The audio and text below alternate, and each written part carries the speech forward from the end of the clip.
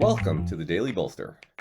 Each day we welcome transformational executives to share their real-world experiences and practical advice about scaling yourself, your team, and your business. Welcome to the Daily Bolster. I'm Matt Blumberg, co-founder and CEO of Bolster, and I'm here today with Jessica Wolf. Jessica is the co-founder and CEO of Skye, S-K-Y-E, which is a platform for accelerating personal goals with one-to-one coaching. Jessica, welcome to the Daily Bolster. Thank you. Happy to be here. So you live in the world of coaches, and part of Bolster lives in the world of coaches as well. So my question for you today is, for all the CEOs or CXOs out there who are contemplating getting a coach, what are the top 3 questions that someone should ask a prospective coach when they're interviewing them? Sure. I'd say the first is, what is your coaching philosophy and approach? So understanding their approach is critical to determine if their style aligns with your needs and preferences. So some coaches might focus on motivation and accountability. Others might emphasize deep introspection. So asking about the methodologies, tools, techniques they use to see if it resonates with you and what you're looking for. I'd say 2, what's your experience and expertise in my specific area of interest, concern? And I think there's one camp that believes a coach does not necessarily need to have the functional industry or experience expertise to be a good coach. Right. Could be the case. I prefer to work with a coach who has been in my shoes and can have that perspective so they can straddle that line between holistic coaching and strategic advisory where appropriate. So understanding their past credentials, their past outcomes, how they've supported individuals in certain or similar challenges would be important to ask. And then I think lastly, do you care about experience with the function, experience with the sector, both? Do you care about one more than the other? So at Skye, we care about both. Okay. And we really want the coach to be able to, and I think that, coaching is typically not sharing advice.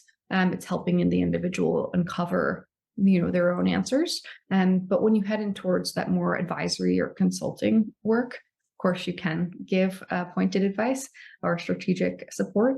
And so Skye offers both. And most of our coaches, because they are tenured operators, have that experience to share. And Right. so we match based on industry and function. Okay. Yeah. And then what is number 3? I'd say number 3 is, how do you structure coaching sessions and measure progress? So, some people prefer almost like a deep talk therapy. I don't want to call it therapy, but approach to coaching. And others prefer a really structured, outcome-driven approach with homework and goals per session. So you first need to reflect and understand what you're looking for and see if the coach's approach aligns with what you need. And so, I think that's really up to you just to dive deep on whether it's a systematic approach and how they measure that progress over time. And how does that differ from the first question? Like, sort of, what's your philosophy?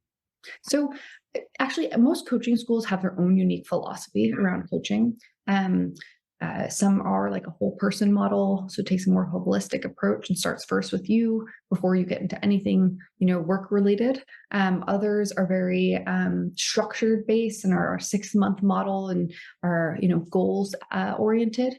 So I think a lot of coaches carry a philosophy from where they went to coaching school. And so that kind of informs their work.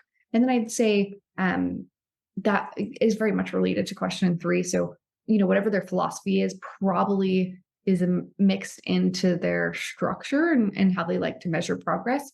But a coach will take their training and then imbue it with some of their own experiences and come up with their own approach. Right. Okay. Those are all great tips. I find when picking a coach, there's also this intangible of like, do the two of you click? Yes. I think you only get that by having lots of conversations, not by looking for very specific things, but maybe you get to that through these questions as well. But I think all 3 questions are spot on. Totally. We kind of think of it like speed dating. So when you come to Skye, we match you with 3 coaches and you have the opportunity to assess for that chemistry fit. Right. We say you have to want to look forward to working with your coach. Otherwise, it's going to be really hard to hear what they have to say. So that chemistry and personality alignment is critical. All right, Jessica Wolf from Skye, thanks for being here. Thanks.